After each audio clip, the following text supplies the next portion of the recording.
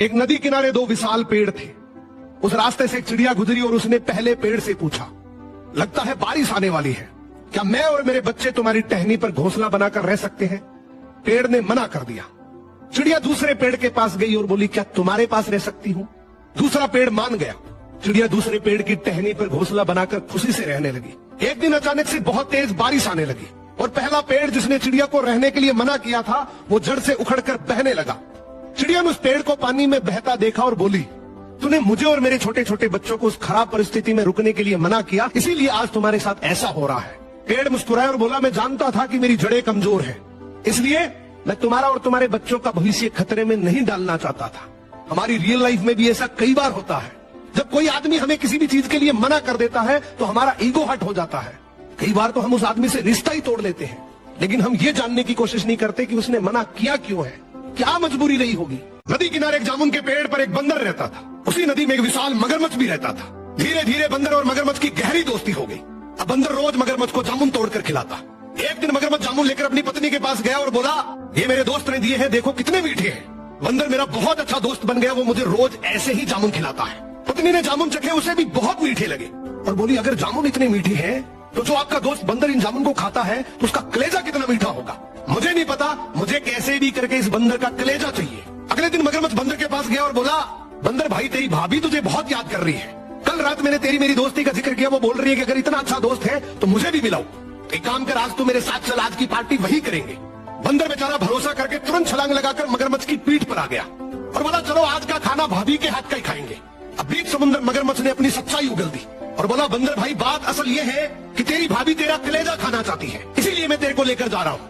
बंदर डर गया लेकिन घबराया नहीं। एक गांव में 10 साल का लड़का अपनी माँ के साथ रहता था। माँ ने सोचा कल मेरा बेटा मेले में जाएगा, उसके पास 10 रुपए तो हो।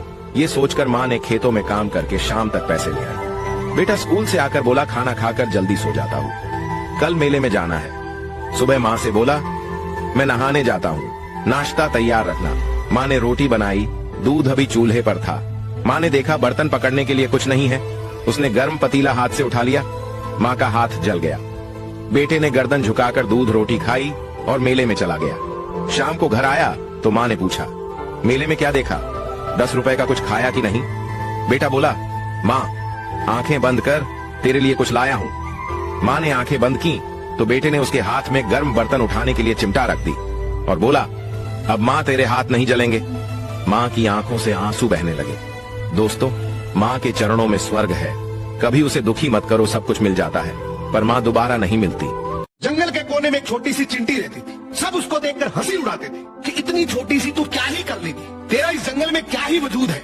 सब जंगल के जानवर रोज उसकी मजाक उड़ाते थे, लेकिन इस चिंटी को इन सबकी बातों का कोई असर नहीं होता था। वो अपनी धुन में मस्त रहती थी। एक दिन इसी जंगल में भयंकर आग लग गई। सभी जानवर अपनी जान बचाने के लिए इधर उधर भागने लगे। जहाँ सब भाग रहे थे वहाँ ये छोटी सी चिंटी अपने मुंह में पानी भरकर आग बुझाने की कोशिश कर रही थी। ये देख भागता हुआ बंदर बोला, ये तू क्या कर रही है? अरे भोली चिंटी, तू इतनी भयंकर आग थोड़ी बुझा सकती है। चिंटी बोली, भले मैं आग नहीं बुझा सकती, लेकिन कम से कम तुम सबकी तरह भाग तो नहीं रही, मैं अपनी जिम्मेवारी निभा रही हूँ। इस छोटी सी चिंटी की ये बात सुनकर बाकी सभी जानवरों की आंखें खुल गई। सभी जानवर एकजुट होकर चिंटी की तरह आग बुझाने में लग गए। जब सबने कोशिश करी तो जंगल की आग शांत हो गई।